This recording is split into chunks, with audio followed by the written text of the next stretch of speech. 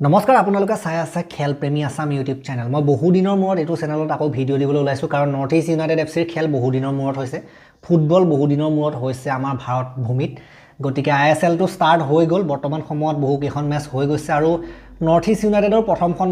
মেচো কিন্তু হৈ গ'ল সমাপ্তি ঘটিলে আৰু বেয়া খবৰে সৈতে ষ্টাৰ্ট হৈছে যে নৰ্থ ইষ্ট ইউনাইটেড এফচিয়ে প্ৰথমখন মেচ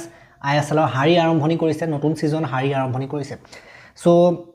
আমিতো সিজনৰ সেই সময়ছো আমি দেখিবলৈ পাইছিলোঁ যে ডুৰান কাপৰ উইনাৰ হৈ আমি শেষ কৰিছিলোঁ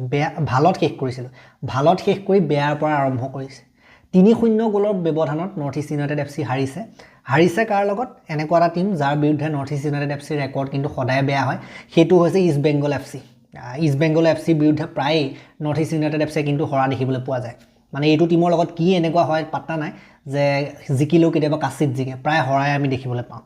সো ৰেকৰ্ড এইটো টিমৰ বিৰুদ্ধে এনেও বেয়া আগৰ পৰাই বেয়া সেইটো ভাল কৰিবলৈ চাব লাগে এতিয়া আৰু ভাবিবলৈ হ'ল নতুন টেকটিক্স নতুন ষ্ট্ৰেটেজি কথা ভাবিবলৈ হ'ল এইটো টিমৰ বিৰুদ্ধে সো ইষ্ট বেংগল এফচি তেওঁলোকৰ এজেজাৰিয়ে দুটা গ'ল দিছিলে দেন ফিগুৱেৰা তেখেতে 90+2 এটা দিছিলে এজেজাৰিয়ে 65 মিনিট আৰু 70 মিনিটত দুটা দিছিলে 5 মিনিটৰ অন্তৰ সো প্ৰথম হাফটোতো ঠিকই আছিল প্ৰথম হাফটোত গোল কনসিড কৰাও নাছিল নিজেও গোল দিয়া নাছিল হেতু বেলেগ কথা সেকেন্ড হাফত আমি ভাবিছিলো যে কিবা এটা হ'ব ভাল হ'ব কিন্তু সেকেন্ড হাফটোতো হেকে হ'ল সেকেন্ড হাফৰ 65 মিনিটত এজেজাৰিয়ে এনইএফসিক যাই দিলে তেনেকুৱা ধৰণৰ অৱস্থা দুটা গোল মাৰিলে দেন ফিগুৱেৰা এটা গোল মাৰি পেলাই সমাপ্ত কৰিলে সো যিকি নহওক বেয়া আৰম্ভণি হৈছে আমি আশা কৰিছো ৰিকভাৰীটো হ'ব কিন্তু ৰিকভাৰীও সহজ নহয় কাৰণ নেক্সটখন খেল এনইএফসি কাৰ লগত আছে বেংগালুৰু এফচিত আছে বেংগালুৰু এফচি সৰু সুৰা টিম নহয় সহজ খাদ্য টিম কিন্তু এটোও নহয় এটো ISL চেম্পিয়ন টিম হয় আৰু ভাল টিম হয় যথেষ্ট ভাল টিম এটোও হয় 22 ফেব্ৰুৱাৰী তাৰিখে 5 বজাত আপোনালোকে চাব পাৰিব খেলসমূহ দিছে ফেনকোড এপত আকৌ সাবস্ক্ৰিপচন লাগে কিবা পাস লাগে মেচ পাস লাগে পইচা এক্সট্ৰাকে দিব লাগে গতিকে আগৰ সিস্টেম নাই আৰু এতিয়া ফুটবল চাবলৈ হলে আপুনি বহুত বেছি খৰচ কৰিব লাগিব গতিকে এইবোৰ বেয়া কথা আগতে ষ্টাৰত যেতিয়া সম্প্ৰচাৰ হৈছিল ডাইৰেক্ট হৈ যায় এতিয়া ষ্টাৰেও কিনিব নিবিচাৰিলে ৰাইট ফুটবল নাচায় বুলি মানে গতিকে ফুটবলটো এক প্ৰকাৰে মৰি গৈ আছে এপৰ ইণ্ডিয়ান ফুটবলৰ কিন্তু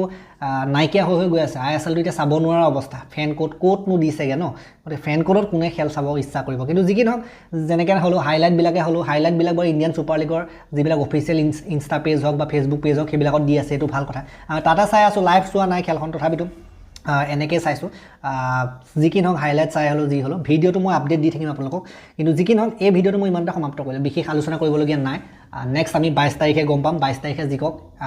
বেংগলোৰৰ লগত হেতুকে আশা কৰিম তাকে আশা কৰি এই ভিডিঅ'টো মই ইমানটা সমাপ্ত কৰিলোঁ ভাল লাগিলে যদি লাইক কৰিব শ্বেয়াৰ কৰি দিব লাগিব আৰু চেনেলটো নতুনকৈ আহিছে যদি সাবস্ক্ৰাইব কৰি ঘণ্টাটো বাই থৈ যাবলৈ নাপাৰিব তেতিয়ালৈকে আৰু এটা নতুন ভিডিঅ' লোৱাৰ প্ৰতিশ্ৰুতি খেল প্ৰেমী আছামৰ পৰা বিদায় মাগিছোঁ ধন্যবাদ